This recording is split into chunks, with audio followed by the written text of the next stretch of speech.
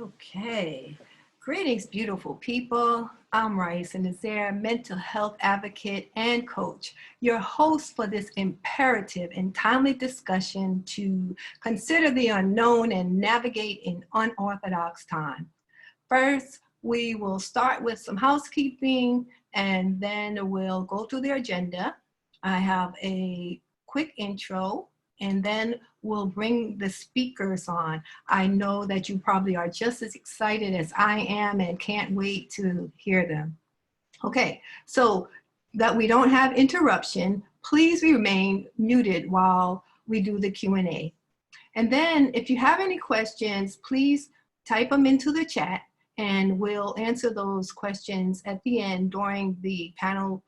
We'll bring it up during the panel discussion and we'll have the guests answer your questions. Please keep an open mind and be relaxed. You're going to get a lot of powerful information today. And if you're looking for additional information on each of the presenters, their website information has been enclosed on the event site. So with that, let's get started. We would like to first go through the agenda. And we're going to start with Felicia Onye Richards, who's going to discuss moving through the dialogue. And then we'll move to Timothy Glenn as he discusses embracing our awakening, followed by Ananda Free, who will speak with us on family dynamics. And then we have Mushem Suk, who will discuss spiritual maintenance. And our final speaker is Sonia Marie, who will talk about moving forward. And so just to kick us off, we want you to consider the unknown long before you have a good feel for what's to come, because it's critical to building a strong foundation for your future and the future of your family. We don't want to get caught up in reactionary mode where we are subject to being sheep-led and managed by the old guard of government and institutions. That's falling. That is about to be done. So to navigate this uncertainty, we need to look at anything that could possibly go wrong in both the long term and the short term and put some mitigation plans in place. This is going to take some serious consideration, but it will help you identify areas of challenge that may come up, such as what's your income source going to be? What are local and global economics going to look like? Where's the food coming from? And how do we help those who are disenfranchised or those who can't speak for themselves? We want to think about community and being prepared for all of this, and definitely do it without fear. And at the end of the day, we want to be landing safely on our feet. So now, right now, is the time to redouble our commitment to faith, creativity, breaking through boundaries, and breaking established rules. For all of those rebels out there, now is the time to break all of those rules and to create a new world where we not only survive, but thrive. And we get to do that. We get to create that starting right now. And to that end, La Coterie, founded by Leela Woodward and Brianna Pulliman, they organized this program of inspiration and grounding with the intention to provide comfort as we move forward through the storm with a purpose. We will definitely find a way to turn adversity into beauty. We as a people are known for doing that. We always do. And our known ancestors endured slavery and Jim Crow, and we are here to stand on their shoulders. And our unknown ancestors have numerous times rebuilt after the destruction of other unbalanced civilizations, and we now have that task before us. And we can be as determined, creative, and ingenious as they were, with each of us contributing our uniqueness. And this global crisis will likely get better before it will likely get worse before it gets better. And there will be times of struggle. The questions are many, and there's a lot of things that we have to ask ourselves, including, what have I learned so far? How do I position myself well for the future? How do we emerge better for all of this? What value can I personally add? And who do I want to be on the other side of this pandemic? Our speakers will cover multiple aspects of considering the unknown to navigate in unorthodox times that will help fill in the blanks of how we live during a time of uncertainty. This is a very sacred task, and it's not taken lightly as we lift the veil of illusion to remember who we are. And we'll begin this presentation now. And we'll start with our first speaker, who is Onyi. Felicia Onyi Richards is an artist and healer. As a pure bioenergy therapist, she's a sound healer, spiritual life coach, ritualist, and ceremonialist. Onyi is dedicated to guiding you through your journey of awareness, self-love, and healing.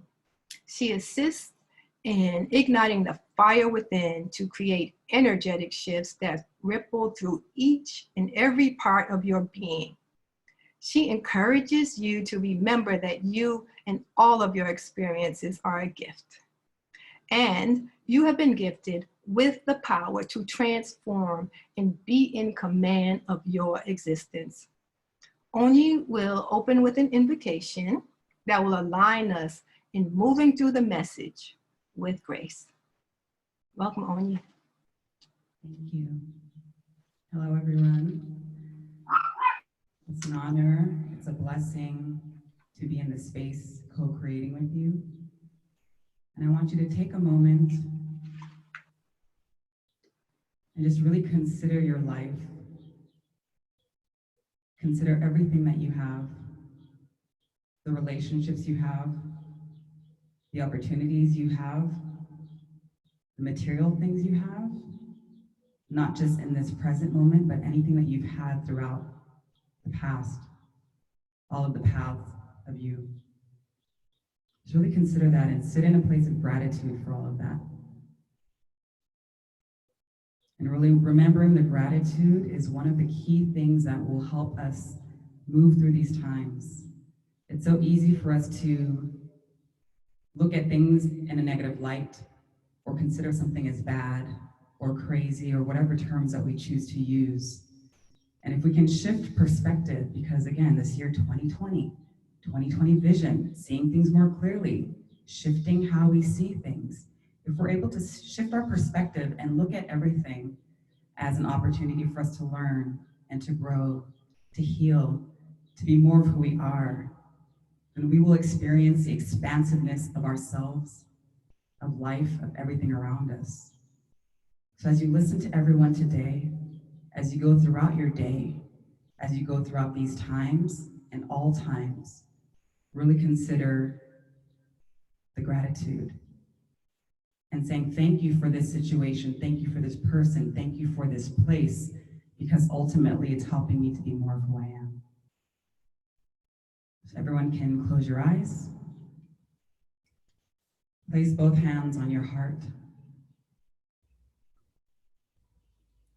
Connecting everyone right now. We're reminding everyone of our connection right now. We are all connected. Even though our minds are different, even though our physical forms are different, it is through our heart that we remember, that we know, that we feel that we are connected.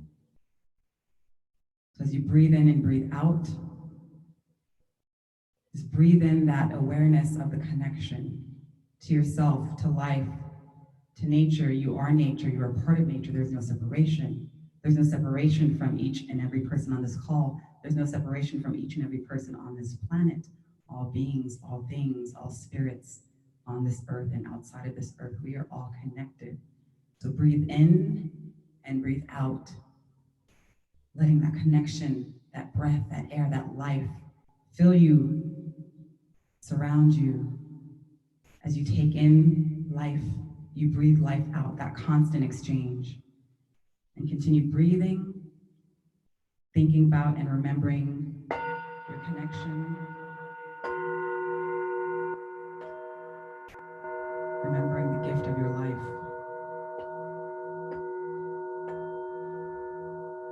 You are worthy, you are here, you exist. If existence didn't need you, you wouldn't be here. So because you are here, that means you are necessary.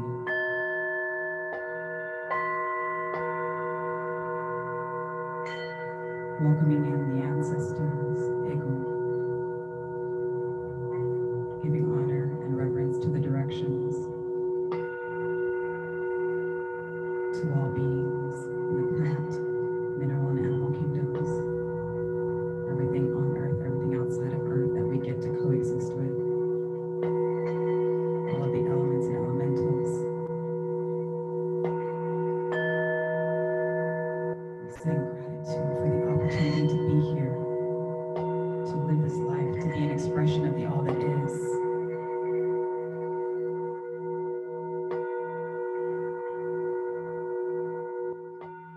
We are a piece of the puzzle.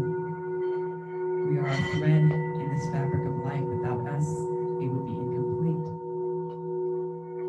So we complete it by being more of who we are. Welcoming in sweetness and peace, groundedness, love and joy.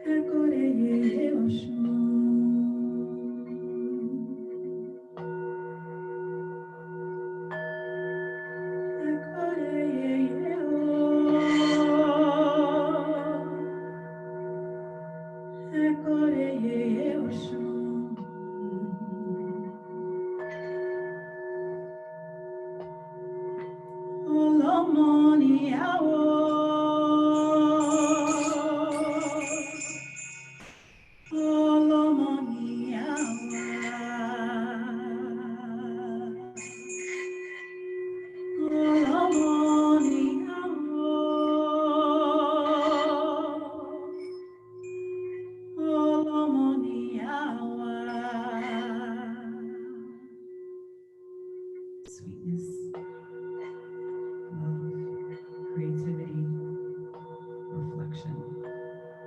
We are beautiful because we are here, because we are part of the all that is. Honoring that creative energy inside of us and outside of us. Sharing our creativity with others to remind them of their creative spark.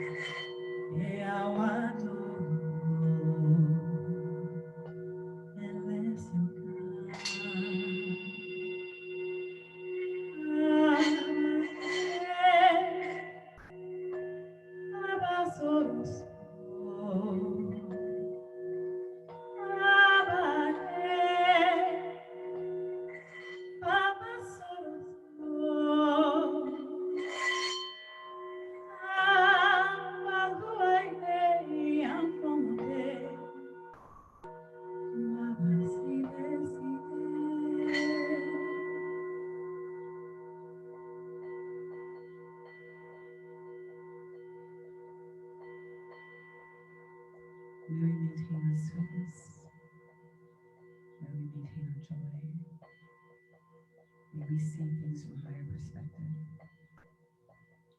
may we be at peace, may we be grounded, may we learn from these times to get rooted in ourselves, to reconnect with Mama Earth, to reconnect with each other, to heal. Ashe.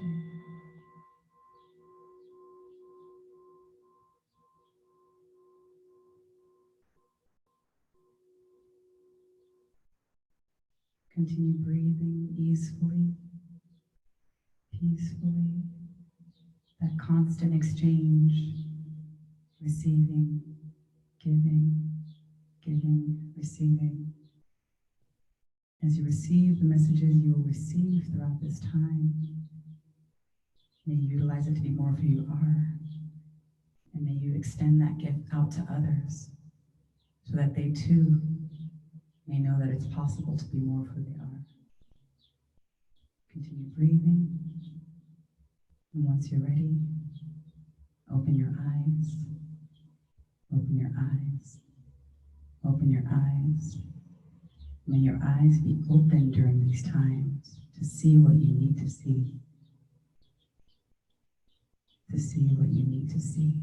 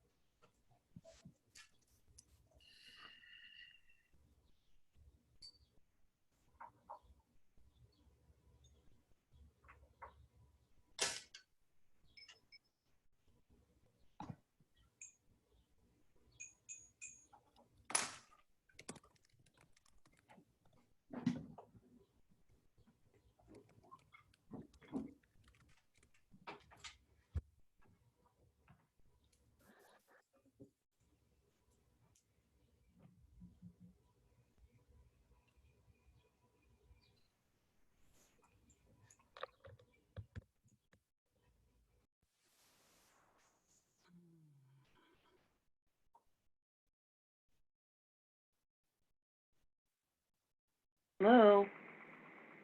Thank you. Thank you. Thank you, Oni. We trust that everyone has received from your invocation a space where they're able to be open to the exact information that is needed for them in the divine amount.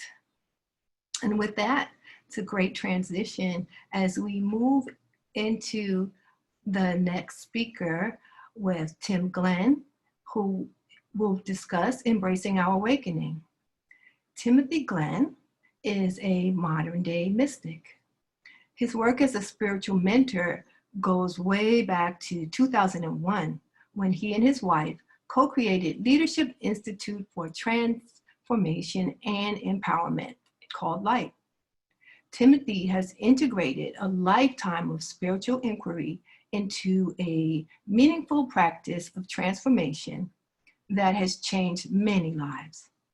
Timothy combines spiritual inquiry and intuition with astrology to help humanity ascend to its divine purpose. He's here today to guide us through embracing our awakening as we move through a period of self-discovery. Welcome, Tim. Blessings, everyone. How are y'all doing? Can you hear me okay? Yes. Okay, very good. First of all, I want to thank Leela and Brianna for inviting me to this platform and setting this stage for each and every one of us to have this conversation, man. That is so awesome to be a part of. Giving gratitude to the ancestors and divine spirit. Just so happy to be here. It's such a wonderful time to be alive for those who know exactly what's going on. So with that being said, my subject is embracing awakening. And I'm just going to keep going. If you have any questions you want to throw in, you just stop me. Matter of fact, I'm going to set my timer to make sure that I'm disciplined today.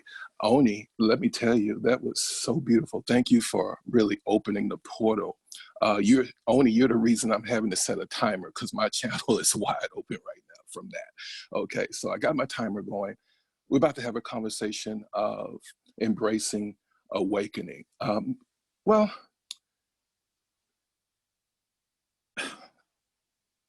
I don't know why I gave such a difficult task to myself, you know, now that I think about it. It's really a complicated subject to discuss, but nevertheless, I think that now is the time to have this discussion. I believe now is the time for each and every one of us in this room and others who are leaders among the world to unite our gifts and come together, prepare ourselves as we prepare those we serve. I think that is very important. Having a conversation about awakening. Awakening is simply this. I don't want to make it spooky, and I don't want to make it out of reach for anyone. Awakening is that moment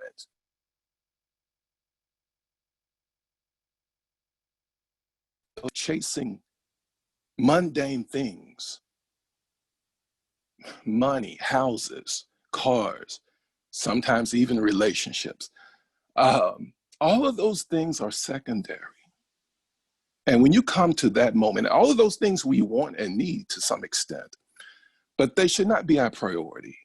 And I think these times are coming to show us that we need to reestablish our priorities and really understand exactly why we are here. So at that moment of awakening, you got to have a conversation really about the false self and the true self. The false self is going to be a conversation about ego, and the true self about soul and spirit, to give everyone an introduction to who I am. Okay. I've been preaching pretty much the gospel in some shape or form since the age of 15. I am a Christian minister, even though the work I do now is quite different.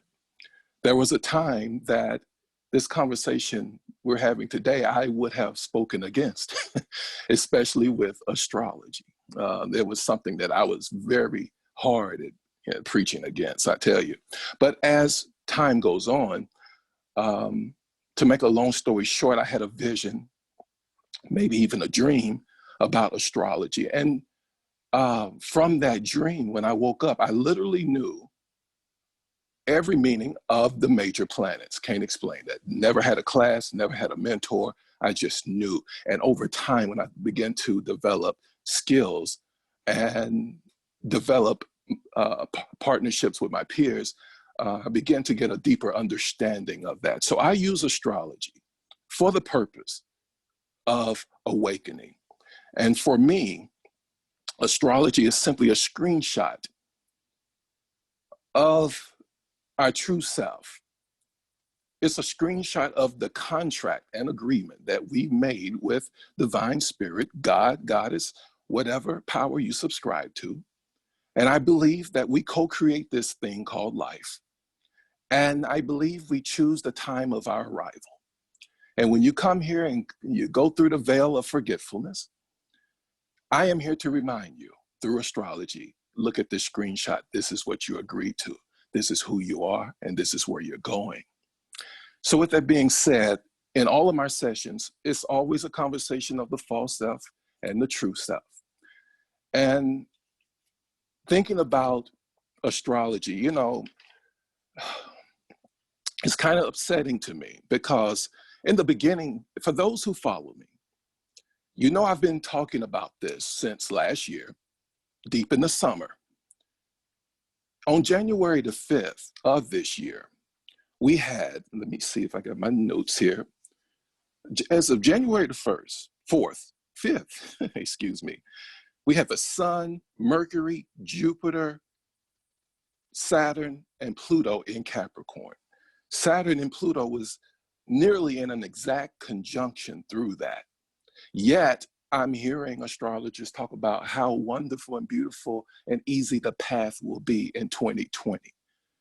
I immediately unsubscribed from that conversation, because if you know anything about Capricorn, and one of my mentors is in the building with us, her name is Muchim Sood, and she is a Capricorn. One thing she can tell you is that Capricorn is a sign of testing.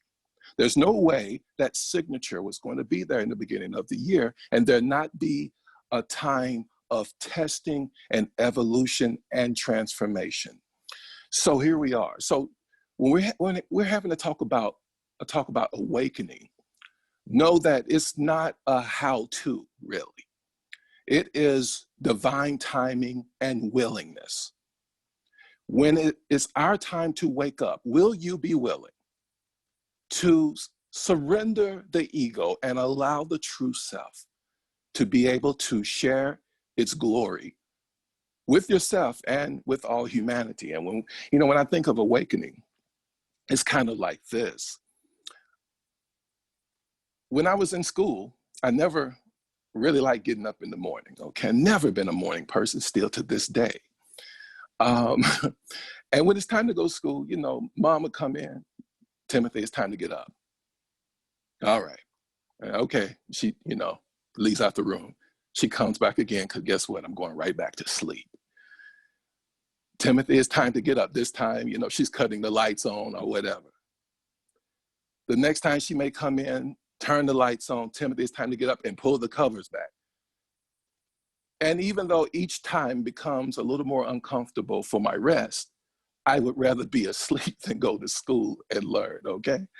So the next time she comes in, she's like, okay, kindness is over, and begins to use words or methods to make sure that I'm getting out the bed. That's kind of where we are right now, and all that's going on in the world. So it's not a matter of how do I awaken, it's a matter of if it's your time. And astrology is a good way to give us some exactness to when your time of awakening will be. And I'm going to tell you again, we have this conversation about the ages that we're living in. You got to know the times you're living in. Some believe we are still in the age of Pisces. Some believe we have moved over totally into the age of Aquarius. I happen to believe that we are right on the cusp between the two.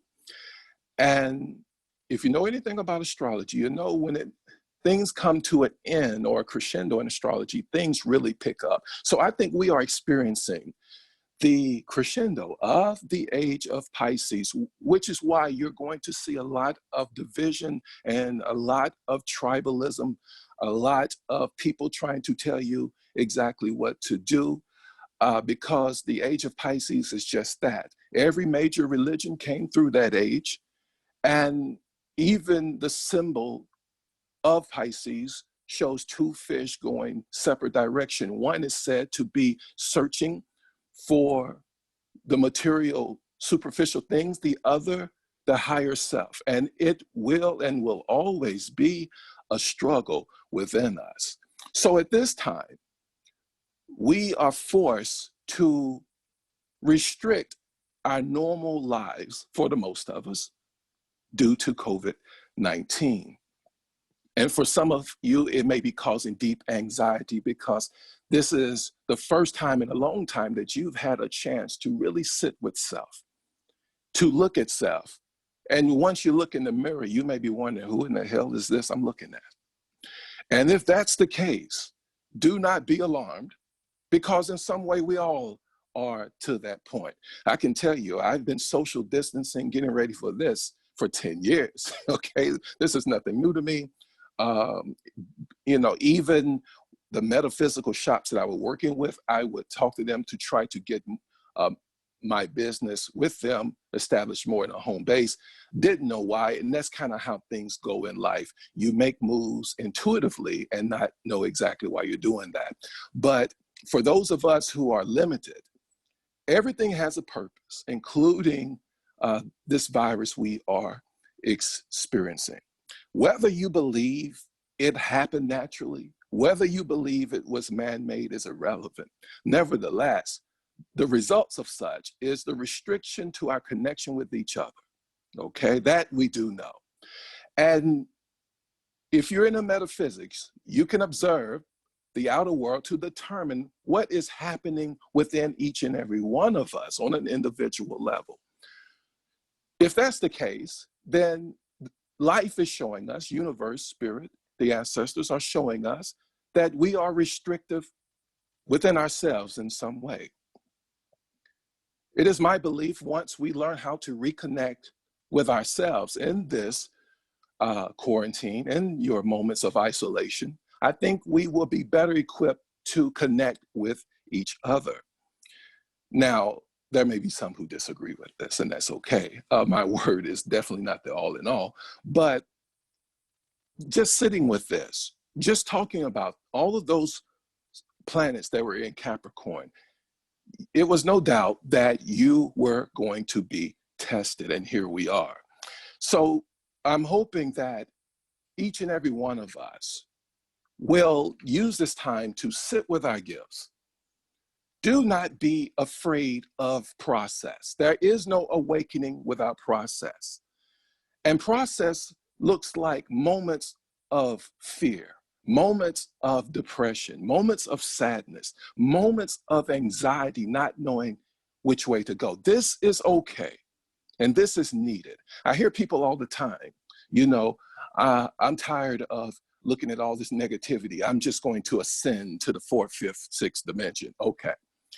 If we're smart enough to know that even on a level of school, high school, college, or whatever, you must graduate to go to the next level. And in spirituality, I think we want the diploma without doing the work. And the work is so necessary for us if you want to have a conversation about ascending. But please don't come to me with this talk of awakening and ascension, and you don't want to have a conversation about process. And what I mean by process, I mean dealing with our shadow nature, the darkness within us.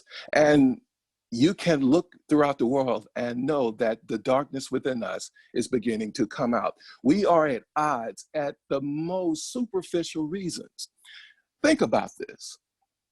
Even in times like this, there are people who are literally unfriending each other because someone chose to wear a mask and someone chooses not to. This is where we are right now. Okay? You're wearing a mask, so you're evil. You don't have any faith. Or you're not wearing a mask, you're careless. Can we get away from that conversation? Don't allow the tribal instincts of this age of Pisces that we're getting ready to move out of, which is constantly trying to connect with God. Because what we're really mad at is now each and every one of us are mirroring back the fears that we have suppressed. You wearing a mask is triggering my fear response of making the choices I'm making in my life, you know. And those fear responses turn us into this tribal entity, which we began to go at each other instead of with each other. So again, with that being said, we're trying to connect with Source. This is the height of everybody right now. But we are on the cusp of the age of Aquarius. And instead of trying to connect with God, we are to have a conversation of becoming God. And becoming God means that we release the prior programming, because no doubt there will be a lot of suffering from mourning from the life that we just left. That life no longer exists. I don't care how many state orders you put up to try to go back to normal. Something has shifted within the soul of humanity, and now we must have a conversation. Where do we go from here on a collective conscious level? Okay? Now I have 1,000 notes here. I told Oni in the beginning, she did that ritual and ceremony. It really open the channel here for me to go. So I'm approaching 15 minutes, and I'm going to just leave it here, and I'll answer any questions that are needed to be responded to. Thank y'all.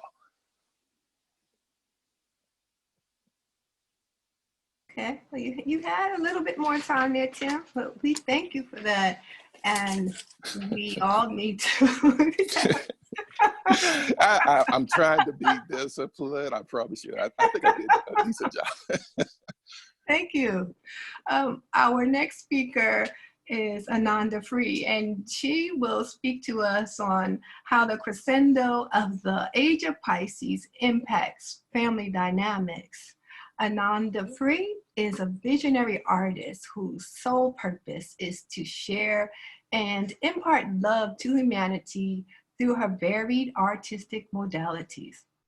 Ananda uses multimedia, sculpture, and writing as portals to share her own growth and awareness in this life and to invite others to join in a conversation on the deep goodness that still resides in our human spirit and how our most authentic and nourishing self still lives in the innocence and bliss of our inner child.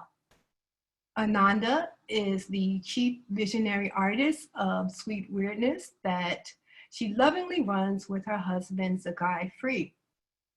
Ananda joins us to shine a light on how family dynamics are impacted as we shelter in and navigate through. Welcome, Ananda. Greetings, everyone. Peace, blessings. Onye, I have been, and I'm always looking for symbols and signs. That's me, right? The song you sang, Ekore Yeye Oshun, was a song I sang to Oshun at my graduation into my priesthood. So thank you. And Timothy just slid me right into how we get to be in family and in community.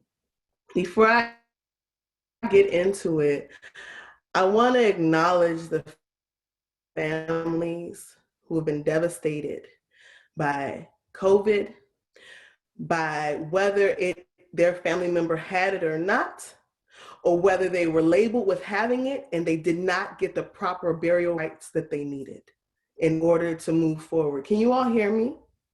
Can you hear me? Okay. And I also want to acknowledge just the family systems all over the world. Being a mother, I'm a mother of 3 amazing, brilliant children. And motherhood was something that did not come easy to me, nor did I come from an easy mothering space with my mother, and nor was hers easy with her mother. So in being a priest, if you are familiar with Ifa, being a priest of Yeye Oshun, Ifa, and in Voodoo Mami Wata, through the grace of my ancestors, brought me on this path and was able to look at the ways in which the family structure what had been disrupted and called in to assist in the elevation. So literally, some of those things stop here with me. Now, a lot of people don't have that. They don't know to call on their ancestors to ask for the ways in which to heal their family lines. Being in family is so extremely, this little one always knows when I'm doing something. Excuse me, one moment. Let me let her in before she has a fit.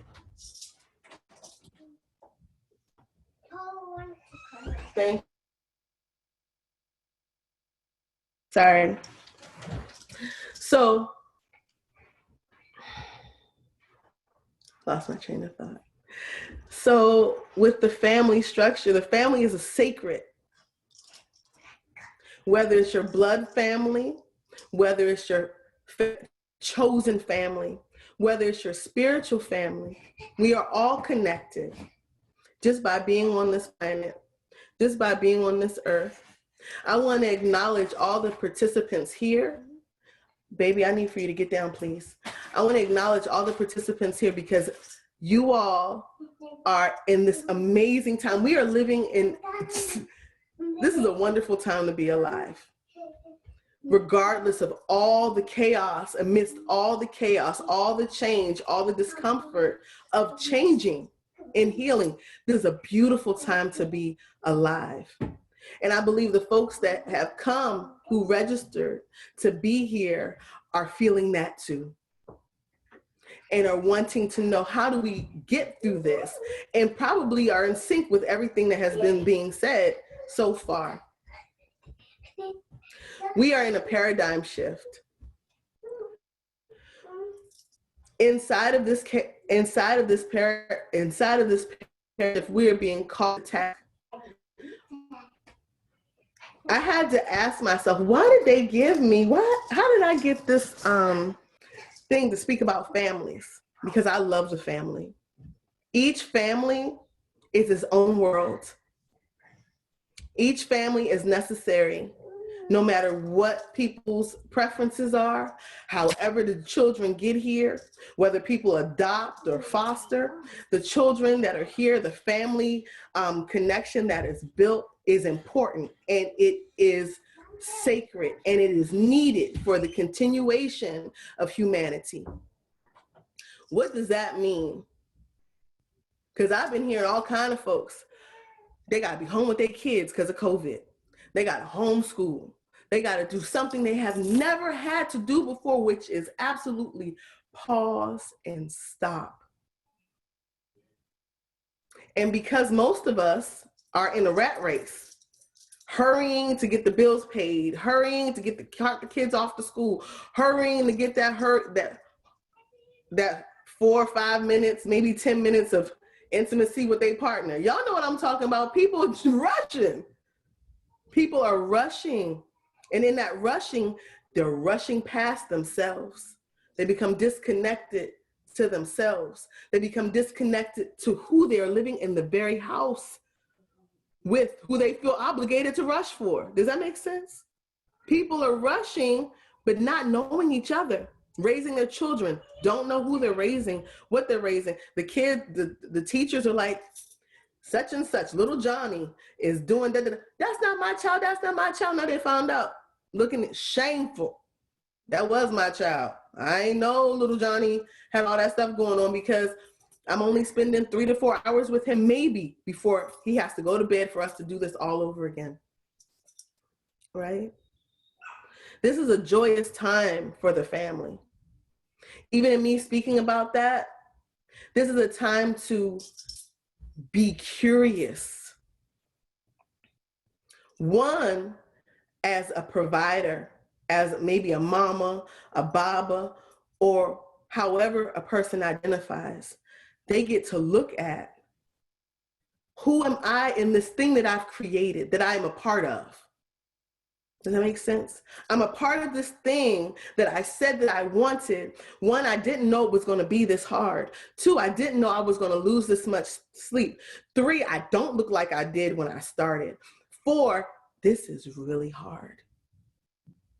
The ways in which I have to look at that is for me, I sit in the seat of my life. So when we're looking at our families and how we construct our families and our family dynamic, then there's a place in which we take responsibility. That these things aren't just happening to us, but we are, as Timothy said earlier, we are co-creating. We are co-creating our lives with one another, with our children, with our spouses, with the grandma or the auntie or the uncle or the sister friends that come to help with our children. Does that make sense what I'm saying? And so we get to look at, I like to have the extra money, but if I'm not able to spend it, if I don't have peace at night when I go to sleep, if my children don't feel comfortable with me because they don't know who I am, maybe I get to reevaluate how this is moving. Maybe I get to do something different. And for a lot of people, that is scary, because then they have to look at, who are they inside of this? The beautiful thing about this time that I've seen in the last several months is that people are exploring their artistic side.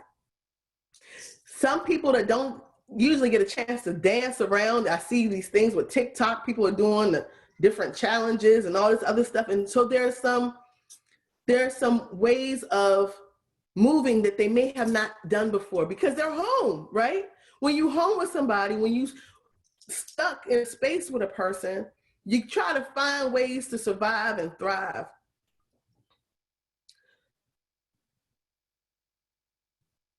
We get to become curious in love. A lot of people work hard because they say, the father, the mother, I'm working hard, I'm doing all these things because I love you. I work 60 hours a week because I love you. I work because I love you. Are you sure that's why you're doing it? That might not be why everybody's doing it, right? What is love? And love isn't confined. It is huge and expansive and big. We can't even fathom the bliss in the ocean of love that exists. And inside our containers of our silos, of our homes and in our family structure, we get to get roomy with what love is. Lean back into that love with that person. Lean into the love with our children. And I am learning this. I have not perfected it at all, but that's what has been given to me, is roominess within this place of love. How do we get roomy? We get roomy by evaluation. Again, does this work for me? Taking inventory. Is how I'm moving, is that working for me? Inquiry. How do I feel when I do this? And if it's something that doesn't feel good, releasing it, right? A lot of times we speak a lot of intention, but not like for ourselves, but what is our intention with our families? What is the intention? My intention is to build legacy. That's my intention. My intention and my husband's intention is for our children to move in a space that is free for them. Not in a reckless kind of way, but in a way that embodies spiritual principles, ethics, and love. Does that make sense? So our intention is to stop, arrest familial curses. What that may look like for everyone else is different. And a lot of us are living out those things, those disruptions from the great Ma'afa, those disruptions from patterns that happen from after generation after generation after generation that are not functional, that breed separation and also isolation inside of the family. So how do they stop that? First, you got to see what's working for you and what's not working for you, and allowing yourself to release those things. And that looks like grieving. That looks like very uncomfortable because it's like, I'm used to this. Some people are used to, you ever seen those families? They fight all the time. They get together, they drink, they whatever, they cuss each other out, and they say, well, if I didn't love, well, how you say, like, I wouldn't mess with you like that if I didn't love you. Because they're bonding over that thing that they do every year, every generation. My family used to be like that. Does that work for me? It doesn't work for me. What works for me is tenderness, kindness, gentleness. That works for me. We can joke around, but you're not going to like make me feel bad, right? So establishing mottos, establishing credos, establishing family mission statements, right? Figuring out what things that you can do inside of your family so you can be of service in the community.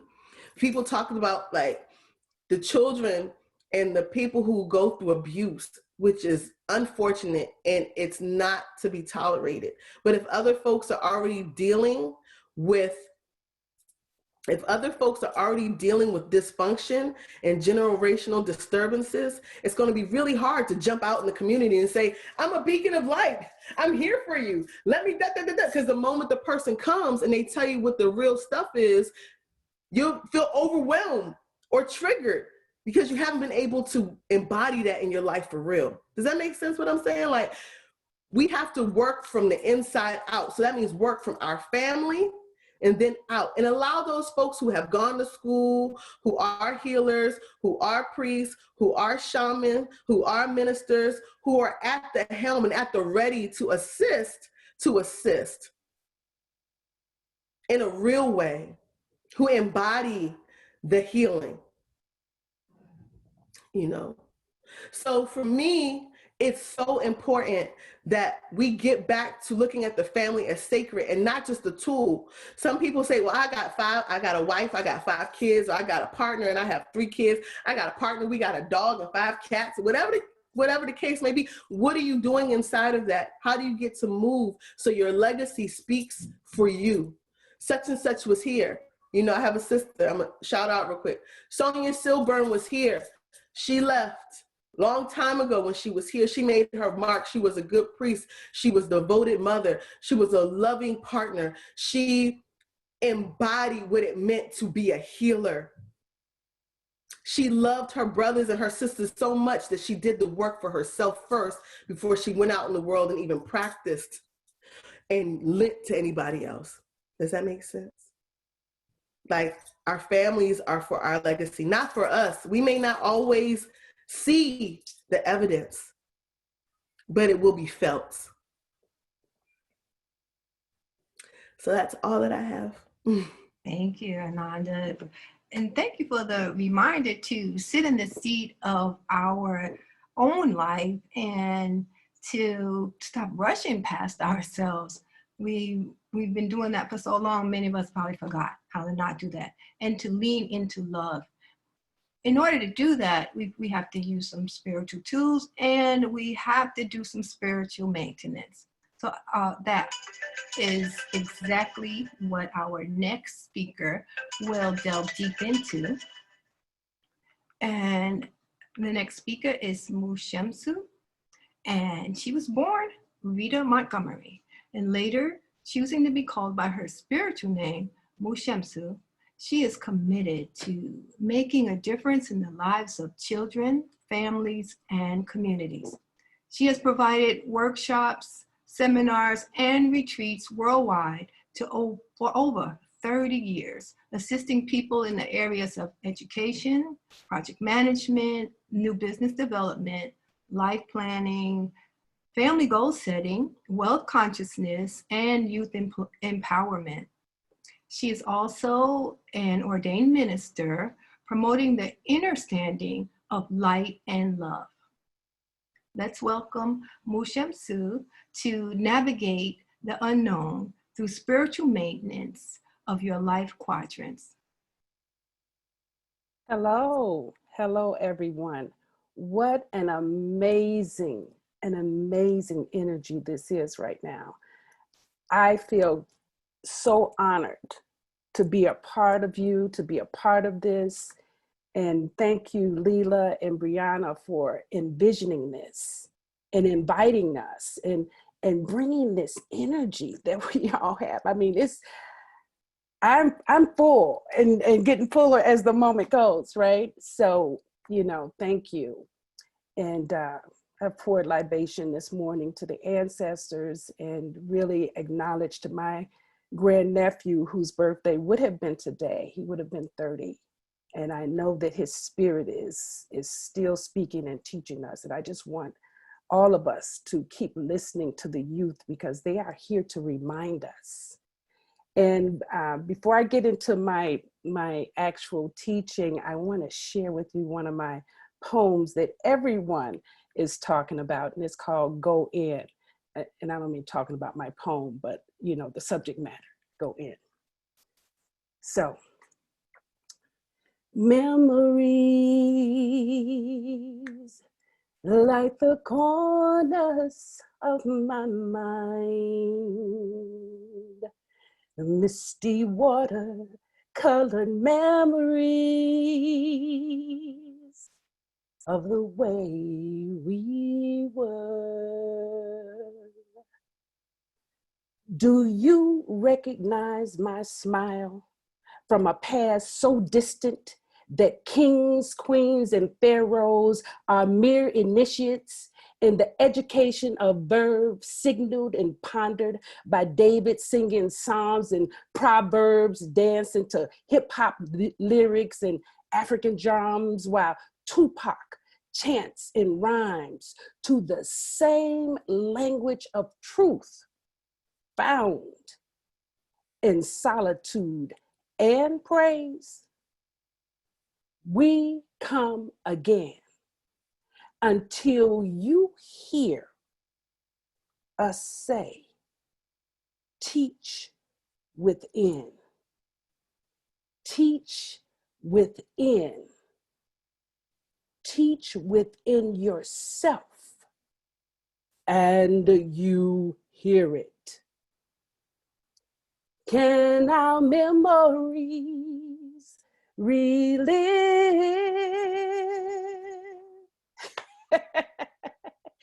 Thank you. Thank you for allowing me that space. So today's conversation is really powerful. And it reminded me of the last time that my person attempted suicide. I was 30 years old. And I turned the oven on in my house. And I even wrote a letter. And I was done. I was done with this life. And my ex just happened to come over and drag me out of my house. I don't even know if I ever thanked him for that. But anyway, I remember how painful that was. I remember how painful my childhood had been and how lonely it was. And no one knew me. No one knew me. And I was still learning about myself. But I was tired at 30. I was tired at 30. But actually, I was waking up. I just thought I was tired. I was transcending that life, that darkness that I had come through, and where I thought that I needed everyone to love and take care of me. I was grounding inside of the spirit and soul that came here to do this work. Came here to do this work. And I remember thinking that I would not be able to be who I am without that path. I would choose it again. As painful and challenging as it was, I would choose it again. And so this is why I can offer you spiritual maintenance. And when we talk about spiritual maintenance at Masterforce, we're looking at the life quadrant. And the life quadrant holds 4 areas. It holds the mental, the emotional, the physical, and the spiritual, right? So you every day have to address those areas in your life to maintain your essence. You are the most important person in your universe. So if you give everything to everybody, and if you focus outside of yourself, and it's been said so well earlier, that you have nothing to give to others until you first give it to yourself, right? So when we're looking at the mental quadrant, I want to give you 4 things to look at there to really strengthen yourself. The first thing is turn off the television. I mean, really, it's not just the shows that you're watching. It's the commercials. It's the imprinting that's going on your mind. It's the triggering of your unhealed conversations that's resting in your subconscious that you haven't dealt with. It actually keeps you still. You have to sit still for an extended period of time. And I'm sorry, but your body doesn't like that. The body wants to move. It wants to participate. It wants to get into something, dance. I don't know how it wants to do something, but sitting still for hours, it doesn't really balance the mental inside of that space. So, you know, give yourself time with television, but don't use that as your escape, because mentally there's so much more happening beyond what you're watching there. The other thing that I want to remind you of is that meditation instead of medication is the process for balancing your mental and keeping yourself. You want to give yourself the juice, right? You want to check into your alignment. You want to open your receptivity to spirit. And you do that through meditation. And then also I want to say that aromatherapy is another way to support your mental, to bring you out of sometimes sadness and depression. There's a number, and listen, I'm not talking about Febreze, okay? And I'm not talking about the candles that could do more harm than good, right? So really nurture the aroma in your house. Really look for quality with the essential oils. Don't get caught up on whether or not it's the cost. And I know money is a strange thing, and I do mean money is a strange thing, but you really have such high value to this. You have so much value. I promise you that if you start giving to yourself in the way that you give to so many other people, you would see your increase. Just because the universe said, oh, she gets it. Oh, he gets it. Oh, you know that you're here to serve. Well, let me make sure I take care of you too. Okay, but that's another story, right? And then I also want to remind you that solitude and isolation are perfect for establishing your mental balance. Okay, so this time that we're in, it's just what our soul has been requesting. It looks like it's bad, but maybe this is so juicy. When we come out of this, spiritual warriors are loving this. And those who are becoming spiritual warriors, oh, you're being groomed. So, let it in, let it in. So the next quadrant is your emotional quadrant. And Only started us off with breathing. Oh my God, that's it. Breathe to center. That's our first course that we teach in our life coach certification course at Masterforce, because breathing is the essence. It's the first thing you do when you know that you're here on earth. And it's the last thing that you do when you're going on to the next dimension. That's how important it is. But most of us leave it to the background. I'm asking you to make it conscious. Do it like it's something that you can't get enough of, Oh my God, I heard you. Okay. And then the next one is emotional freedom technique, EFT. And this is something that you can teach yourself. There are plenty of videos, but let me tell you, there are meridians in your body. There are places in your body that holds old trauma from your childhood. It holds memories and things that you really had no idea were there. And when you start tapping to release those things from your body and saying affirmations that heal yourself, you would be surprised. Go ahead. While I'm talking, go ahead right here. Just tap right here. Your thymus areas loves this. It just gets so inspired. Anytime you feel yourself getting upset, tap, tap. But I really want you to learn EFT. And I actually have some in my resource page. I believe it's on the website for Lacotier. and you can actually find a download of some videos or references to them. And then the other thing is affirmations, self-talk. Listen, love on yourself. I remember I used to say, you know, when I was coming out of that 30 thing, I used to say, I love and approve of myself. I had to say it 1,000 times a day. And then before I went to sleep at night, I made sure I wrote it at least 10 times. When I got up in the morning, I wrote it. I was really messed up, y'all. Okay. I mean, I had to do a lot. So don't be afraid to do that for yourself. You matter to life. Okay. So your affirmations, your self-talk, you have to own that.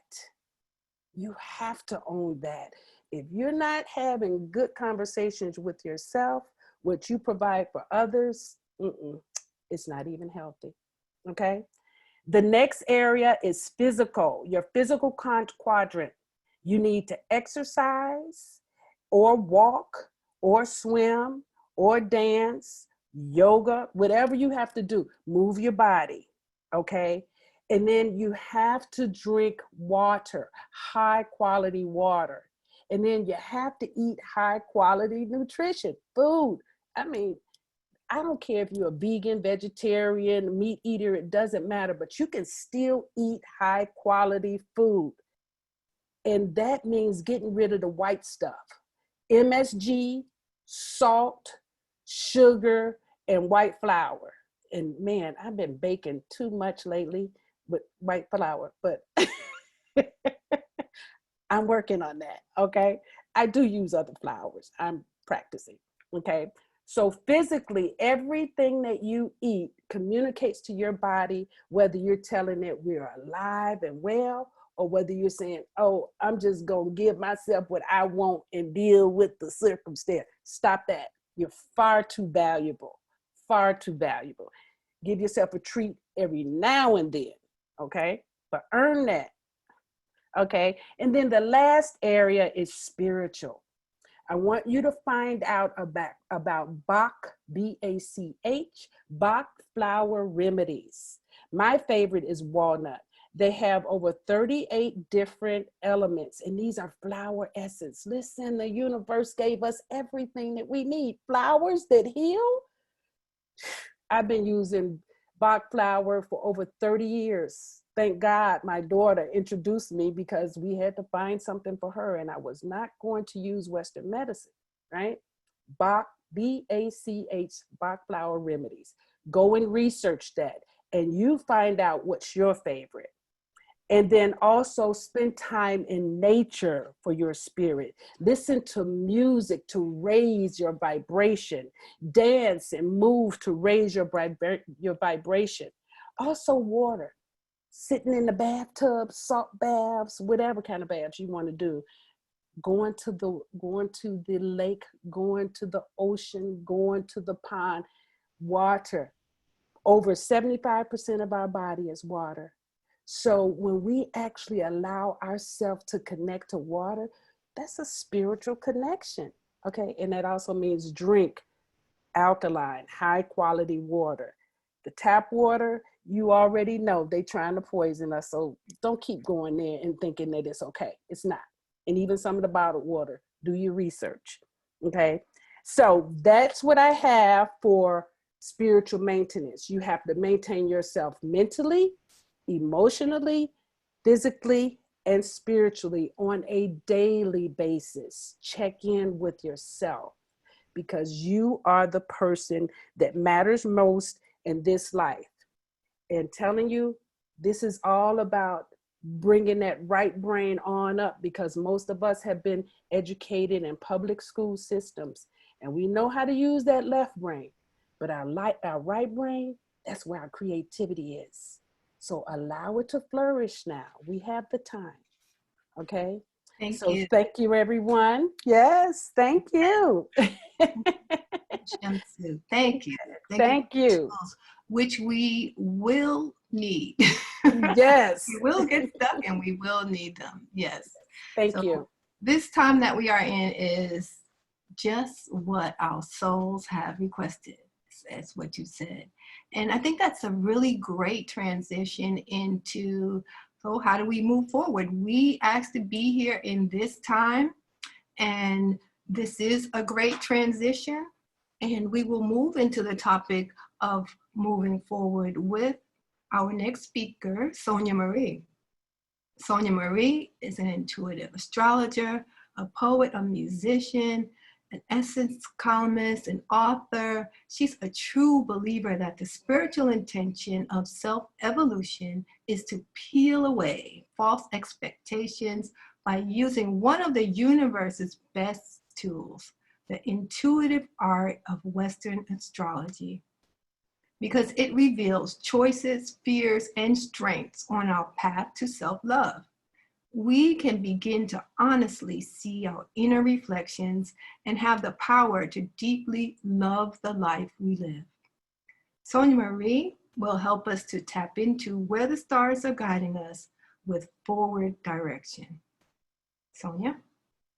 Hello, beautiful people. Hello.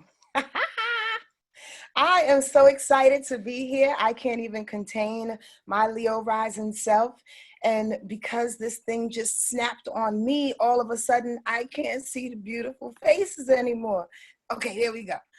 There we go. Hi, everybody. Thank you, Leela. Thank you, Bree, for inviting me. Thank you to my fellow presentators, Ananda, Darlene, of course, Faisha, I love you, love you, love you, love you, Mushu, and newfound friend, Timothy. Thank you so much, Oni, and your powerful voice and your intention, your heart, your soul goes beyond technology. I just have to say that. Thank you for setting us off straight. I tell you, truthfully, I have way too much to talk about. So like Timothy, I'm going to put myself on a little timer in case you hear a little chime at the end of this, because I have to keep a little roundup on myself. So I'm taking a shower. I'm a water sign, so I get a lot of my hits in the water. And I pay close attention when they start to download. And by the way, let me just give you a brief little background of myself in case you don't know. Yes, I am an astrologer. I love studying the healing mechanisms that this universe has given us to be our better selves, to love each other better, to understand one another, for sure. It is an absolute tool that I love to use. However, never, I have to give some real reverence to my ancestors, to my guides, to the ability to open up my heart, my chest, my mind, my soul, and hear what they say above and beyond any tool that's being given. And that's where I would like to start and say thank you to my ancestors and to my guides for not only giving me this opportunity to share this platform with you wonderful, beautiful people, or 44 of y'all. Uh-oh, that's a powerful number right there.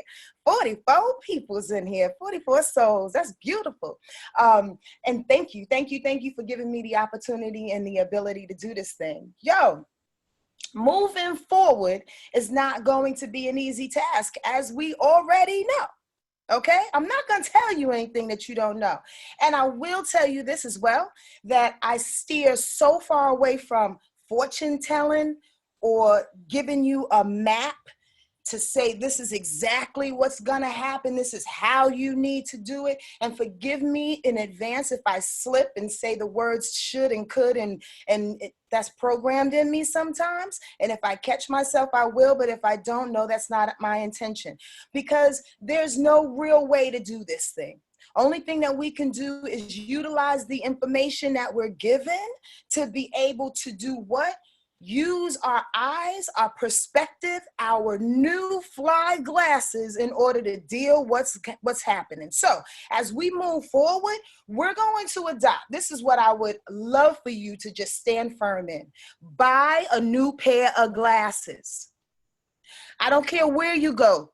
To your room, pull out some old dusty joints. If you go to Target, I don't care where you go. Proverbially, in your mind, find a new pair of glasses, find a new perspective, find a new way of looking at where you're about to go. Because as what we said already, in so many different ways, but in the same way, the old way is dead and gone.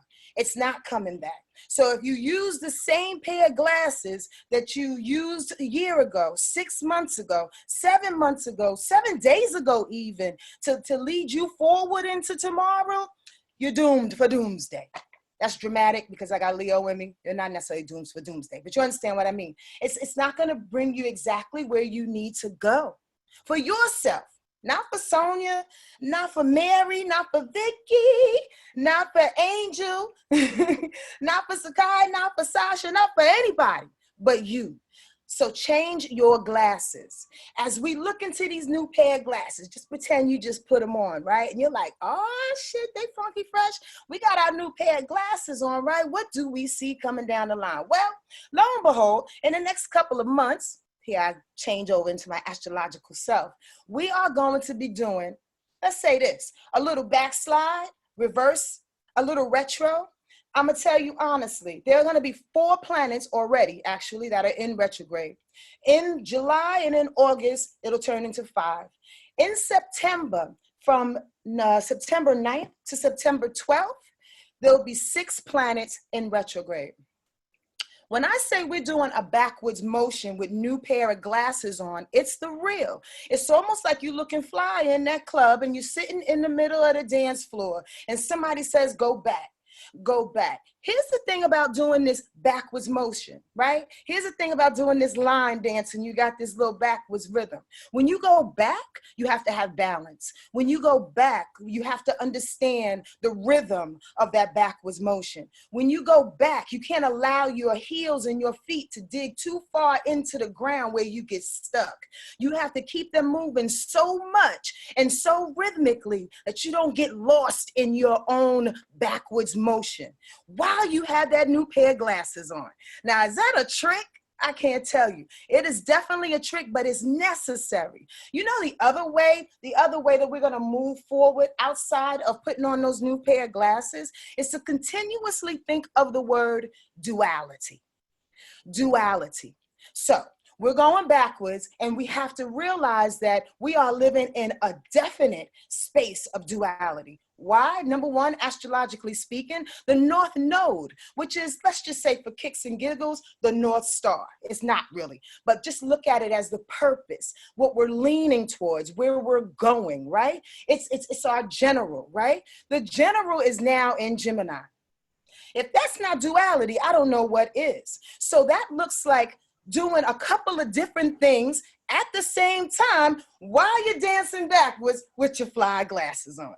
Yeah, you see the trick? It's a build-up motion. It's an opportunity to be a magician within your own life.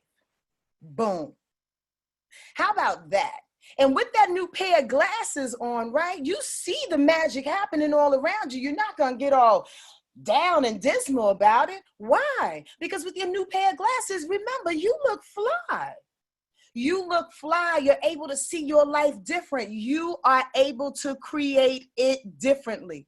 Duality. Duality in what kind of way? Duality in the way you think. Duality in the way you make your money. You're going to have several different streams of income. Yes, ma'am. Yes, sir. There's no longer just working that 1 9 to 9 job and breaking your body to the bone and, and you're bleeding at night. No, how about, do 3 or 4 things that you really love to do.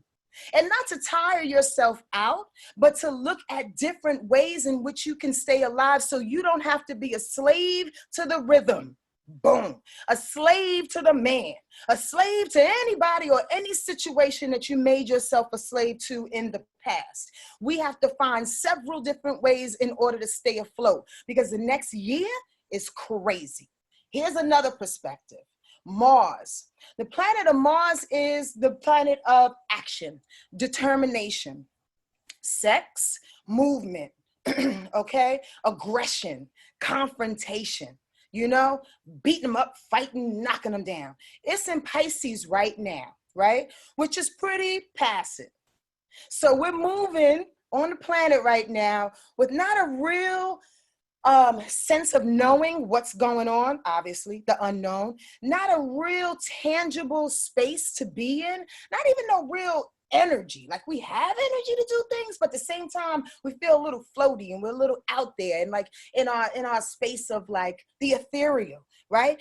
Staying in heavy prayer, which is necessary. Absolutely necessary. However, some never, it's about to kick into Aries, which is going to cause a little bit of problem. And for all the rest of the year, it can potentially cause a little bit of problem because Aries is the sign that Mars rules, basically. So you got the fighter in the fighter. Everybody's going to have their dukes up.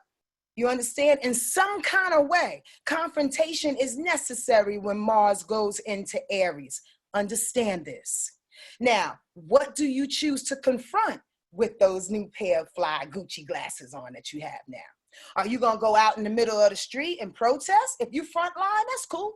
Do what you got to do. Do it in the light of God. Are you going to fight in the way that you're going to protect your family? You're going to fight for your family? Are you going to build these gardens that you need to build? That's confrontation. That's confronting the fact that you no longer subscribe to Trader Joe's and Ralph's every other week because you have your own garden. Understand, there are different forms of fighting with Mars going into Aries. However, the planet, the society at whole, because we're used to being so masculine, we're used to being so rah-rah in this particular society, most will probably choose to go to war of some kind, to go to anger of some kind, to go to racism and the difference and the division, because that's what Mars says, right? In Aries, come on. So again, with your glasses, how are you going to perceive that? How are you going to look at that? How are you going to use this time and how are you going to navigate through this time to know that you don't have to show up to every battle? You don't have to join their fight. I think that's where we get a little misconstrued as we move forward. Is we start to think, what should we really subscribe to? What makes me look to be the better citizen? Do I just grab my family up and be selfish? Do I grab the community up and start building? I suggest that. Do I go out into the street and start protesting to maintain the status quo? I don't know. That's a heavy fight right there. Imagine going outside in a 5-alarm fire and you bring a glass of water. The buildings are burning. Systems are destroying. There's no real reason for you to put your dukes up against a monster. Perspective, glasses. How are you going to see your future? You can take whatever you want to take from me, this information, research it on your own. Utilize what you heard from the beautiful people today. But what you are going to do in your future is going to be based on what you do. Not the information. It's how you move. It's what you see. It's what you bring reverence to. It's when you dip and you dive and you slide and you do that little backwards motion with a little bit of rhythm and be happy to do it for a little while because you're what? Saving your life and you're saving your family's lives. When we move forward, we're moving forward in the light of God, knowing that we are taken care of. Simply, we are taken care of. And unfortunately, I hate to report and remind you that there will be some sacrifices in the middle of all of this. Let's just say it. The reality is this: not everything is gonna uphold itself. Buildings are burning and not everybody is coming to the next level. But we don't die, y'all. We do not die. We transform. And please, I'm not minimalizing anybody's grief. If anyone is going through anything, that is not my intention. Trust and believe that. I cry with you on a real. But I do know this: the longer we hold on to that, the grief, the sorrow of who was, what was, when it was, the longer we're going to get stuck and our heels are going to go right into that ground and we're not going to be able to move.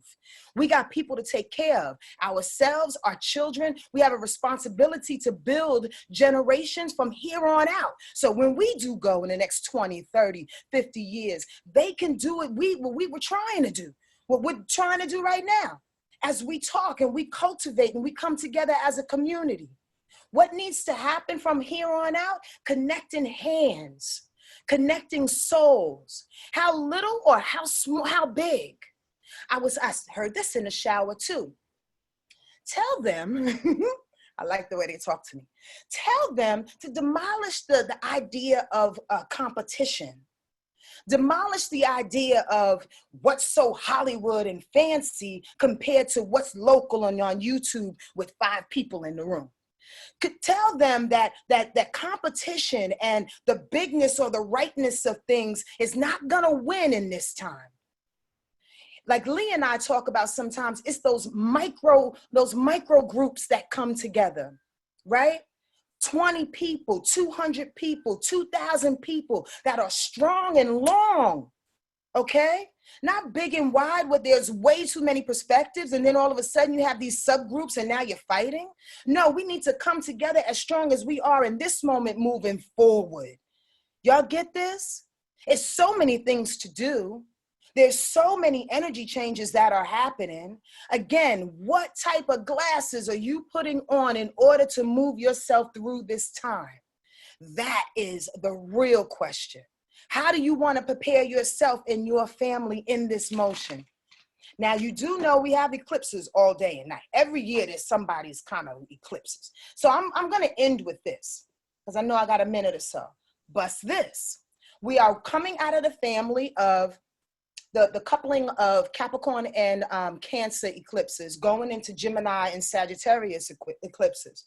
In a nutshell, what that means is eclipses basically denote massive change, like knee-jerk, like tip the table over type of change. 1 minute is one way, the next minute is another way. In the past 2 years, we've been dealing with family structure and Capricorn stuff, which is patriarchal structures, falling, changing. We see it. The next year and a half with Gemini and Sagittarius on the rise, they're saying, yo, we're going to question your beliefs, your belief system, the information that's coming down the pipe. Are you going to believe it or are you going to discard it? Are you going to hold on to what was information-wise, okay? And religion-wise, understand this. Or are you going to let it go and see what works for you, works for you? Let what works for you work for you. There's my time. Okay?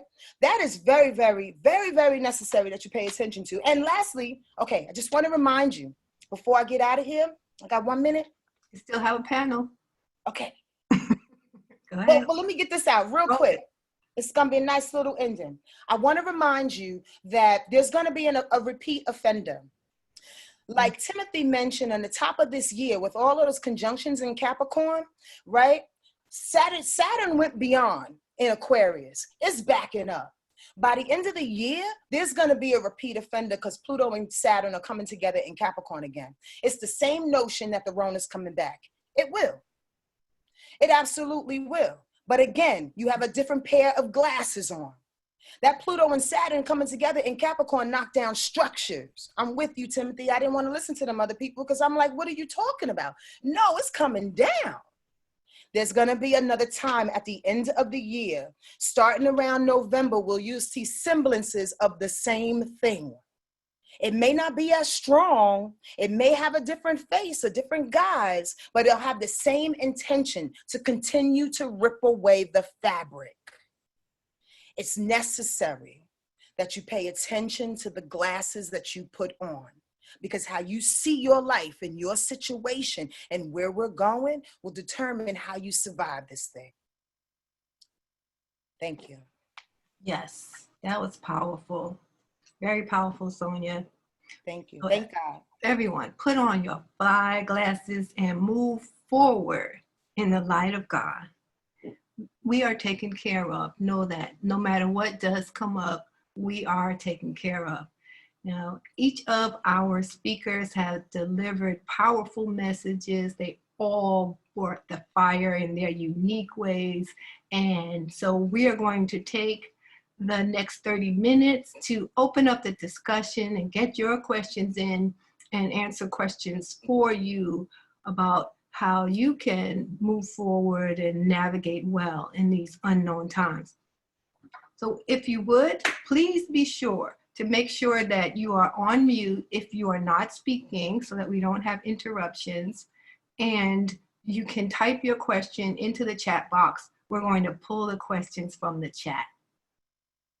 Much love to all of our speakers. I know you probably want to get up and do a standing ovation, so, do it in the comfort of your home.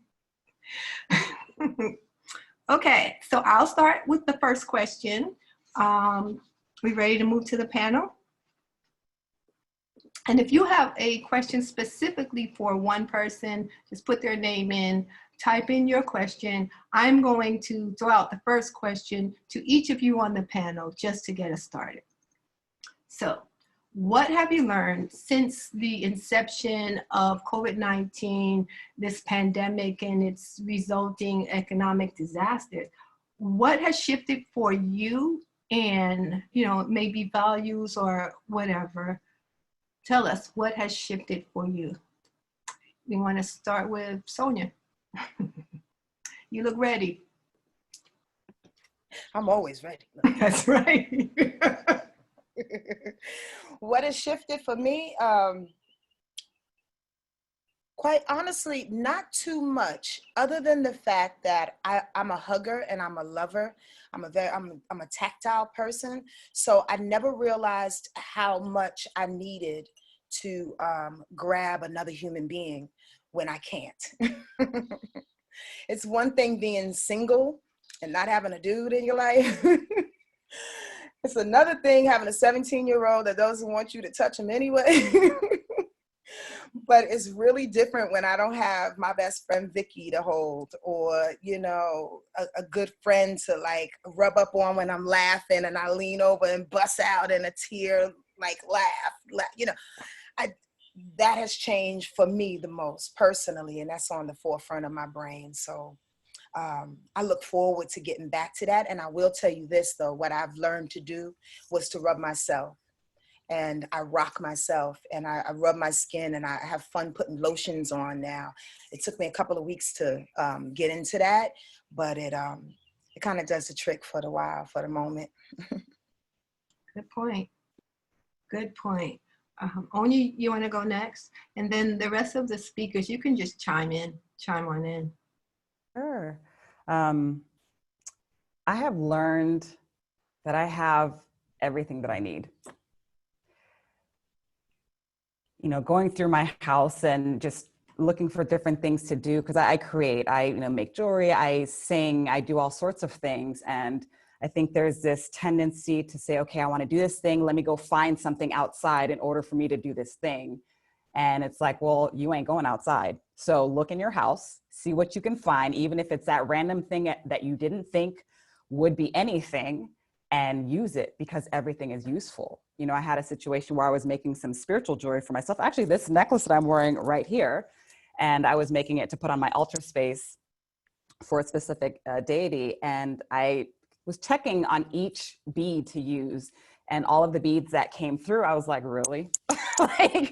Okay, that's interesting. I would have never picked these or in this combination, but I just said, listen, let me go with it, see what happens. As I'm making it, I'm still thinking, this is weird looking. I finished it and I realized, oh wow, this is actually really cute. Spirit, you knew. And the lesson in that moment was, you have everything that you need. Work with what you've got, even if the individual components don't seem to fit to your mind's eye or to your ego. When it all comes together, it will be what you need. So I think the biggest lesson is to use what you have. I think everyone gets, and a lot of people get attached to not having a specific thing in a specific configuration. And if we actually drop the insistence on that, we'll realize the abundance that we actually already have. Yes, great answer. Tim, you want to chime in? And you don't necessarily have to answer every question. No, it's fine, as long as I don't knock my phone over again. But yeah, powerful question. Again, what a powerful presentation by these thought leaders and magnificent light workers of the world. Just such an honor to be here. For me, I guess what has changed is me becoming more sober as it relates to my own path of sacred service to humanity. We got to realize our whole life has been in preparation for this next stage of initiation. And we are all being initiated, whether you like it or not, whether you realize it or not, whether you choose to go back to sleep or not, we have all been changed. For me, it is letting go of the resistance and look at ways I can be more willing to serve unconditionally. What I mean by that, how can I take this gift that I agreed to use and use that in the world without any expectation coming back to me? And understand that we all need to be compensated for our efforts, and you know, ain't nothing wrong with that. But our motives must shift towards the collective consciousness of the world and bringing healing to each other. So for me, it's just sobering up and just telling myself, you know, stop playing games with this. People's lives are at stake, and it's time to get serious about our work and use it for the edification of mankind. You know, that's just for me. That's my change. And another thing, you know, that has changed for me, I'm letting go of always trying to fight for my own enslavement. I look at how things are going, and there are literally people at the state capitals armed with weapons fighting to become slaves to a job, fighting to become slaves to that past way of living. I think now it's time to realize, organize, and if need be, monetize. What can we build for ourselves now that we have this wonderful opportunity? So that's where I am with that. And I don't know if that's a major change that somebody could use, but that has been my approach to the shift that has happened.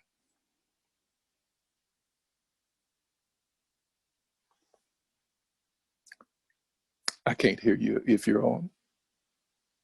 Can you? Okay, I can hear you now. Okay. Anyone else want to respond to that on the panel?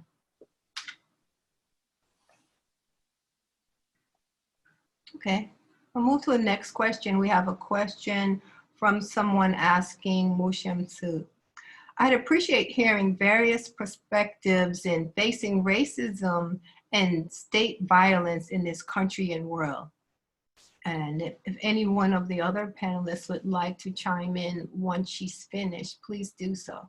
Tim, you just addressed that. Sonia, you pointed to that as well. And that's interesting because on our podcast this week, coming up on Thursday, we are having a discussion about racism. And yeah, this is a different perspective totally, because we actually teach that the world mirrors what you're dealing with inside of yourself. And a lot of what we see as racism is getting us present to the self-hate that we're releasing. And the fact that we think that someone is denying us, that someone else is denying us an existence. We have to move beyond that. We don't need anyone's permission to exist. We are here because we requested to be here. So racism, when you start fighting and pushing against that, that is an expression of your own denial about the work you need to do in yourself. You can't change out there, you have to start here. And like Timothy said, we have to build our own stuff. So you can point to institutional racism, but you know what? Those people are literally looking out for their families who look like them. So you can say what you want to, but we have to get to that. We have to look out for ourselves and our communities and our families and not look over there and expect for somebody to give it to us. I hope you can hear that. Yes, simple. Thank you. Anybody else want to chime in and add to that? Yes, I'd like to add to that as well. Thank you so much, Iya, for that. Beautiful. And the language of winning versus losing, I don't really like to use, but I'll use it in this instance. They have won when you become them. So the work, because looking at, again, like she said, you know, that's a reflection of their own self-hatred. everything that's going on in the contention within them. And so whatever reflection that's giving to you and your responses, that is giving you an opportunity to see yourself more.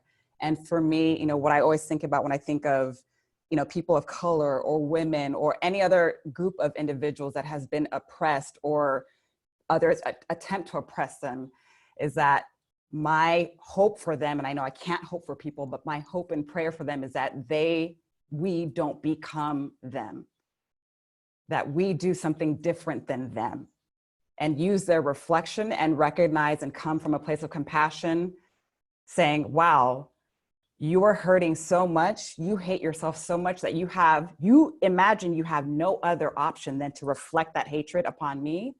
I have so much compassion for you. And what I'm going to do is be a reflection to not just you, but to everyone around you of what it looks like to do something different. Do something different. Perfect. Do something different. Okay, I'm going to go with another question that we have, which is a request for some tools to assist allowing the new awakening and support grieving processes.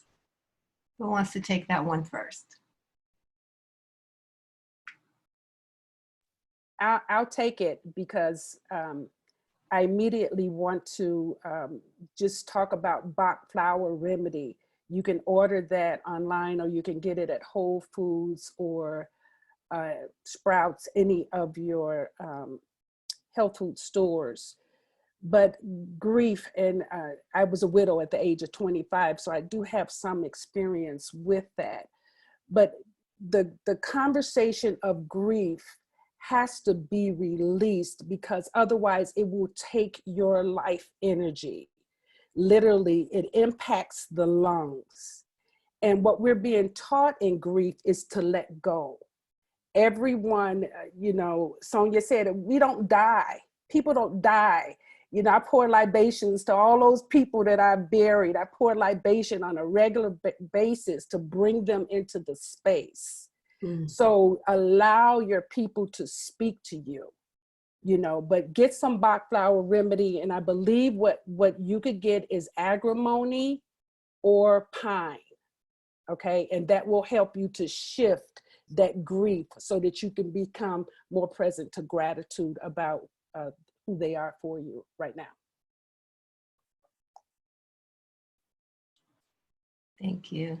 Ananda, did you want to say something? Yes, it might be a little bit compacted, because I saw a comment from one of the participants, and that said some of us can't come to a place of compassion due to intergenerational trauma.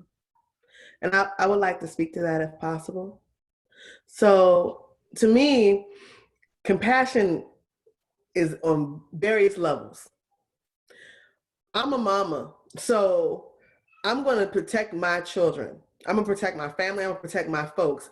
I can have compassion for where somebody is in their space, whether it's racism, hate, violence. But the moment you step across this line, it's a whole other conversation. I'm not going to say I'm going to put these paws on you. But what I am saying is we're going to have a real conversation about the fruit that you're bearing.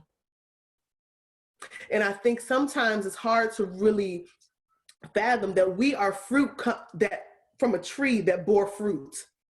So in terms of racism, in terms of hatred, in terms of all of these things that is like, you're over there, I'm over here, that's coming from not just societal, but from our ancestors. I have friends that cannot stand white body people at all. I don't feel that way about them. I don't have that type of issue. I feel more hurt when our people have an issue with me breathing on the planet rather than them. What Mama Mush, please Mama, yes, when you were speaking earlier, we get to monetize, we get to make our industries, we get to have our manufacturing, we get to take care of ourselves. One of my dearest gurus, Sri Mata Amritananda Mayi Devi, Mother India first, period. And she goes all over the world giving darshan, healing people, helping them to become awake. But where she spend her time at? In India. Who is she loving? Her children all over the world. She says all humans are her children because she is a representation of the divine holy mother incarnate. But she take care of where she came from. She's not over here in the United States first. She's back home taking care of her folks. And so in terms of that intergenerational healing from trauma and racism, where you at is fine. You will get through that moment.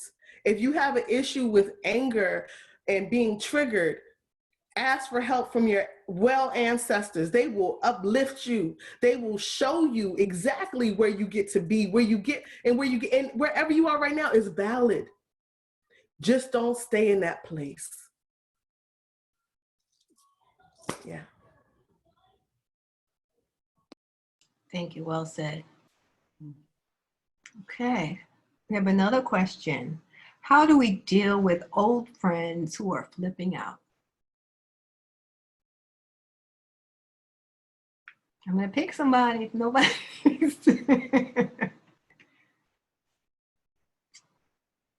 I think it's okay, Ananda, go ahead. how do we deal with, allow them to flip out? People's fear is valid. When I feel like somebody's trying to stifle me, either I feel like I'm going to blow up or I'm going to go on you. Give people a moment to process. Now, when I have people flipping out, depending on what's going on, I'll be like, sis, I hear you. I feel you. What's your timeline with this thing right now? Depending on the magnitude of the situation, right? Breakup versus death is both grieving. It's a loss, but they have different energies. What's your timeline on this? Somebody dying, I can't give somebody, that's a whole other conversation. But around this COVID thing and not being able to go get your hair and nails done, boo, I'm gonna need for you to, let's get really real about this. Like, what's your time frame on this? And how long are you gonna be in this space? Because if you need that, that's cool. But what I'm not gonna do is sit on the phone with you about it. Does that make sense? Because I have to take care of myself. So it just depends on what's going on. What's the freak out about?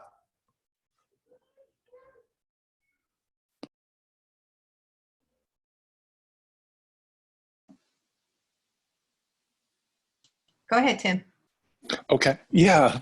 So, a part of my conversation today is still about the awakening process. When I was in the church, there was a scripture in the New Testament that basically tried to give an example of what the rapture was, saying that two will be in the bed, one will be taken, one left behind. Two will be in the field, one will be taken, one left behind.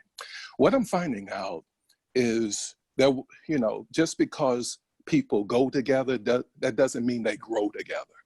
Sometimes circumstances really create separation whenever life happens and begins to expose certain elements within the relationship.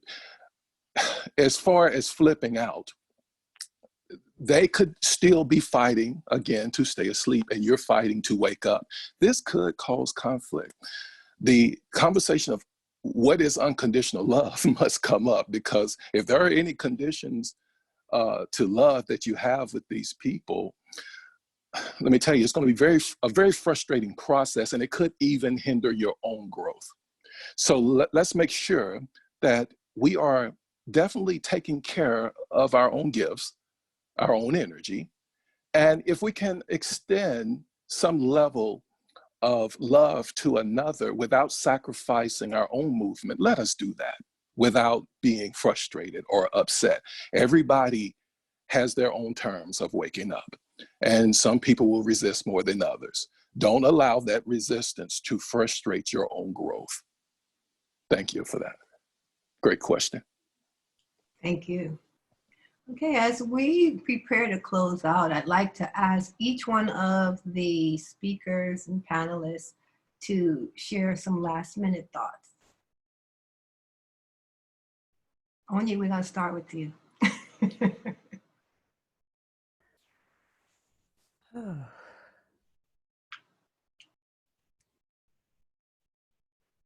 You are a new being in every single moment. Life is a continual process, birth and death and rebirth and death, every single moment, moving through multiple dimensions. So again, wearing the new glasses, you're putting on glasses that are in alignment with that new version of you every single time. The new version can't wear old glasses because then you take yourself back to that old version of you.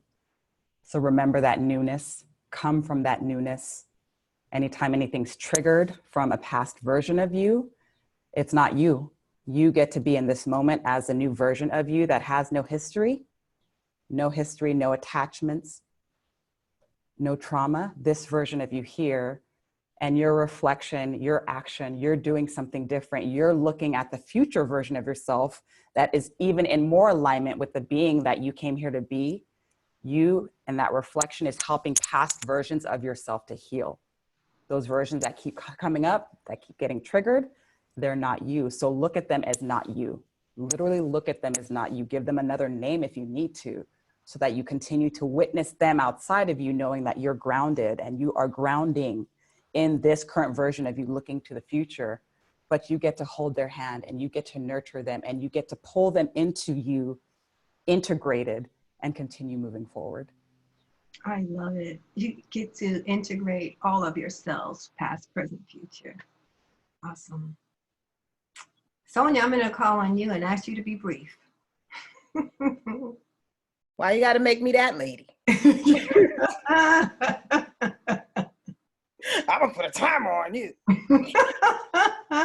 You're going to bring out the rebel in me, don't you?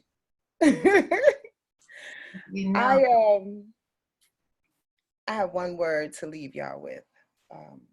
Breathe. Just breathe. Yeah. Before you feel the triggers coming, breathe. When you look at the phone ringing and you know 9 times out of 10 it's going to be a challenging conversation, breathe. When your children are around you begging for your attention and your love and you just want to go to sleep, just breathe. I think Miss Mushu said it earlier, like, you know, the lungs hold so much for us, such a life force for us, and allows the past, the present, the future just to go in and out so seamlessly. So when we breathe, we usher in all the newness that needs to come, and we filter all the things that we need to leave behind. It's simple. It's breath. It starts with breath. It ends with breath. So if we can remember to breathe, then we will be guaranteed another moment to live. Just breathe. Thank you. You shift that energy. Ananda? Peace. I would just say, you know, we are living in a powerful time and we're being held by the most sacred and holy divinities out here, that we are not alone. And even in those moments that we feel absolutely alone, we're not. And to nestle into and hunker down to love and explore what that is for ourselves, and to start with us, start with ourselves individually and work our way out. Yeah. Yeah, great. We've got this because Source has us. Yeah. Mushamsu? My final word is to remember the children. Mm-hmm. Not only remember the children, surrender to the children.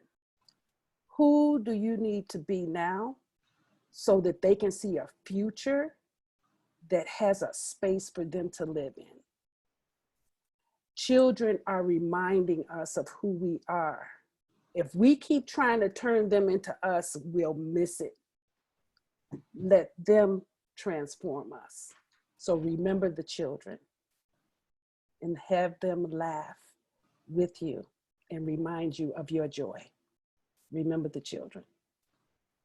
Oh, thank you. Thank you. Tim? I'm here. Okay, so I need for everyone to understand embracing a new paradigm is one of the most challenging things that a human being can face.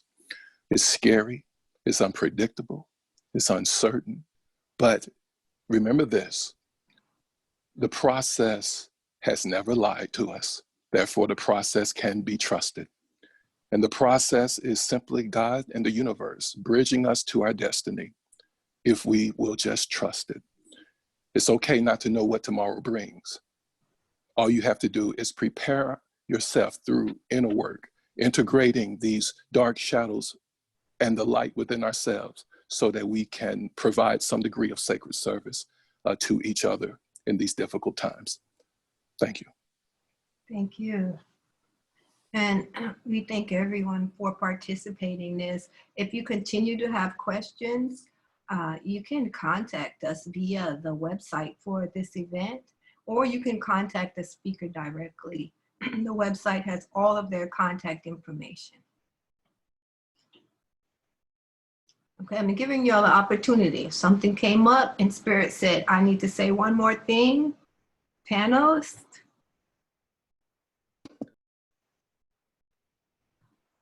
Unmute yourself. All right. I just wanted to share that absolutely the children, we are nothing without them. They pour, I know my children, they pour into me and they remind me of who I get to be without limitations, without fear, with absolute courage and innocence. And even taking care of our most inner child, that part of us that is still there, that still sucks their thumb, that still colors, that still wants to play and run and laugh and giggle with abandon.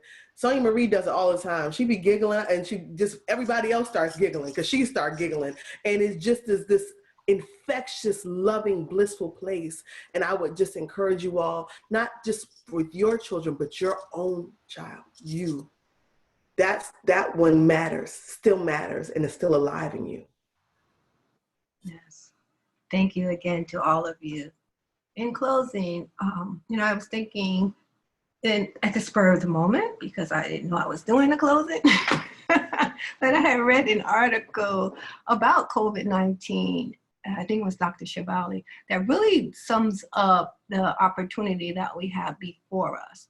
And it said, and I'll read it.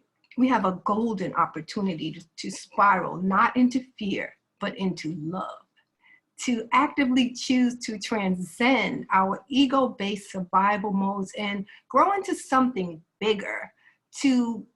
And this could be for our time to evolve our entire species. This virus could be our opportunity to enter into a higher state of consciousness. A state of being where, as a race, we let go of our anxieties about the future and understand that the only way to live life is in the present moment. So let's let living in unknown and unorthodox times remind us of that. And we, the hosts, and the panelists, myself, we all challenge you to restart right now. And we thank our sponsor, La Côte d'Ivoire, for having the wisdom to put this much needed event together. Brianna Pullman, Brianna and Leela Woodward, thank you from the bottom of our hearts. You can let them know if you want more. And if you have your own small groups that you'd like to bring together that share the same interests as you do, come together at whatever level. It's important that we unite, because united we stand. And as always, divided we fall. Much love. So you've heard from all of our speakers, and you know how to contact the panelists. Is there any closing remark? So we're good to go. Otherwise, we're going to Onyi to close us out. Thank you. Thank you. Oni. Yes. Okay. Everyone can breathe like Sonia Marie was encouraging us to do. Breathe at your own pace. Breathe deeply, with intention, with joy. I'm breathing in so much gratitude for this gathering. Thank you to Leela and Brianna for cultivating and creating this space. Breathing in gratitude, breathing out gratitude to you. Thank you to Darlene for hosting this space, this gathering, and connecting all the pieces. Breathing in gratitude for you, breathing out gratitude for you. Thank you to Timothy for reminding us of reestablishing our priorities, reminding us of our courage to move through these testing times and seeing what we need to see. Breathing in and out gratitude to you and for you. Thank you to Ananda Iya. Thank you for reminding us of the sacredness of the family and to not pass ourselves by.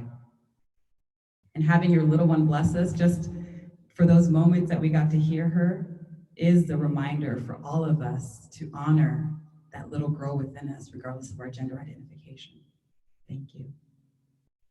Thank you to Mushim Sut. Thank you for remembering that you weren't done and for choosing to stay. Thank you for all of the resources you shared with us to care for all of the bodies of all of us.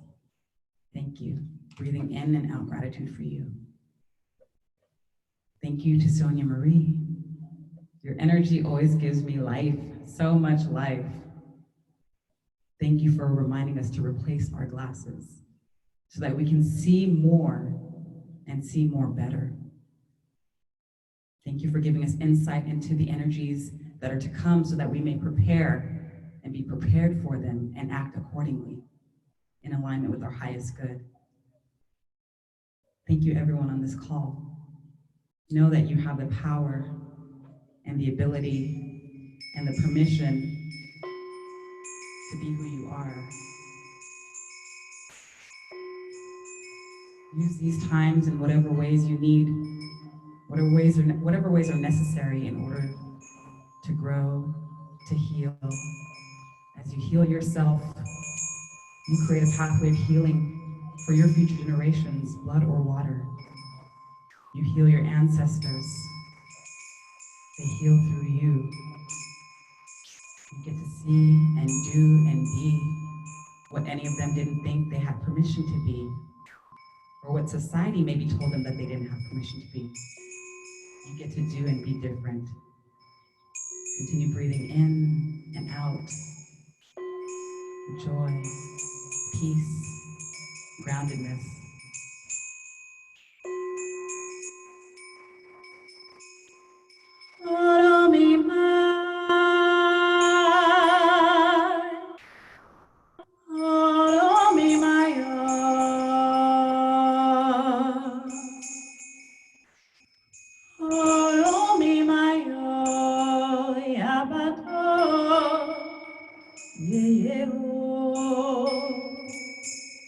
Remember the sweetness of life.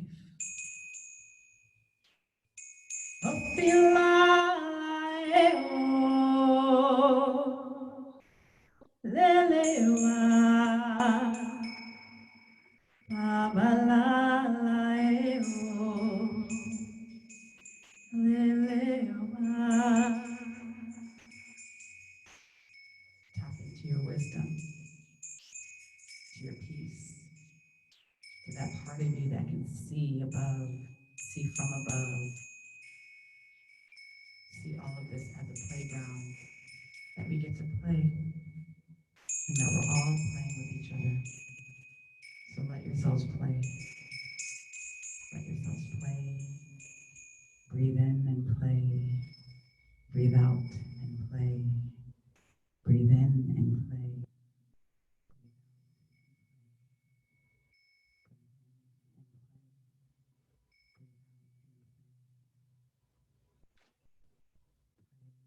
The version of you that you came here.